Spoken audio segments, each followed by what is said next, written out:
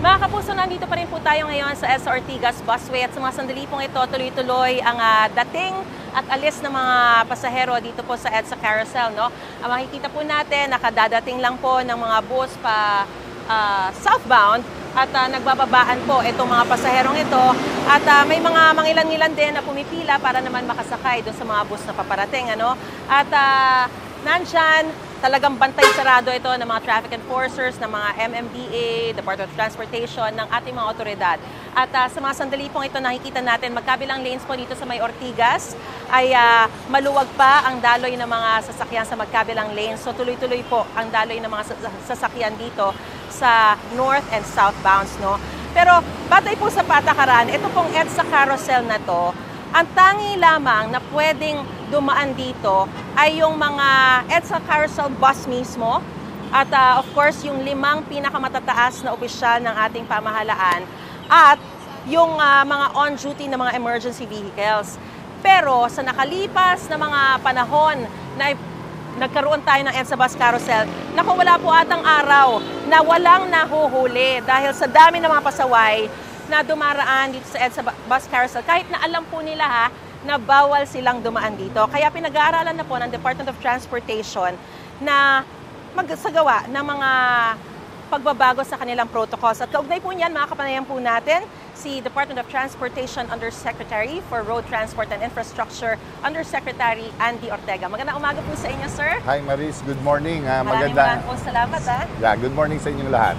Alright, una po sa lahat, ano-ano po ba yung mga posibleng mga pagbabago sa protocols na pwede nating ipatupad para nga maiwasan yung mga pasaway pa rin dito sa EDSA Bus Carousel? Alam mo, unang-una, pag-aaralan namin yung pagbibigay natin ng protocol plates kung gaano karami.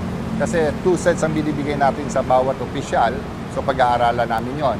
Pati rin sa up to what level ng rango ng isang opisyal sa gobyerno, pati yun ay pag-aaralan ng DOTR kung ano ang tamang level lamang ang bibigyan natin ng protocol plates. Kasi definite lamang po yung number ng mga taong dapat pagbibigyan ng protocol plates. Paano mangyayari na sosobra yun? Alam mo, minsan hindi na natin makontrol, no? Kung saan pupunta yung plaka. Kaya pati yun, pagsusubaybay, pagbibigay natin, dapat ibigay natin sa talagang tamang tao at sa tamang sasakyan. That will be our objective, lalo na sa nangyaring insidente ito. So isa rin po sa mga pinag-iisipan nyo ay baliktarin yung direksyon ng mga dumadaan dito sa EDSA Bus Carousel. So for example, pa southbound, gagawin yung northbound, yung mga dadaan na mga bus at ganun din sa kabila naman. Tama, pinag-aaralan namin ngayon yan ng DOTR at saka ng LTFRB kasi kung gagawin natin yung Maris, halos wala nang papasok sa busway kasi magkakaroon ng insidente sa bagay na yon. So it will prevent to almost zero ang planong pumasok sa mga busway. Ngunit ang gagawin natin, pag-aaralan pa yan ng DOTR, LTFRB at isasama natin yung mga bus operators para magkaroon sila ng mga reaction or komento sa planong yon.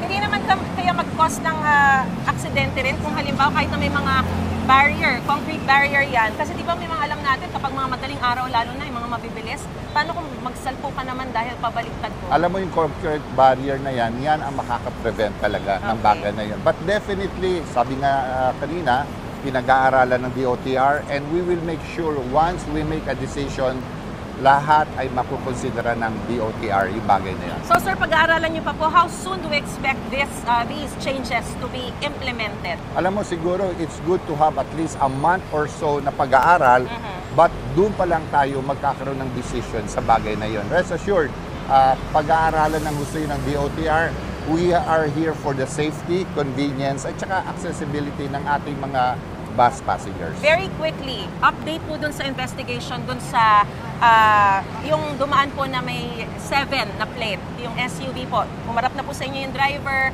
at ano po yung magiging takbo ng investigation na yun? 2 things. Lumabas na yung driver, alam na natin yung may-ari ng sasakyan. Ang gagawin ngayon or ginagawa ngayon ng LTO, titingnan yung plaka na yon. Kung yung plaka ba ay fake or hindi. So that will be the task of LTO. Alright. At makikibalita po kami sa investigasyon na ito. Yes, wala namang sasantuhin dito, no? Alam mo, susundin natin ang batas. Yan ang hiling sa atin ng ating mamamayan at ng ating Pangulo.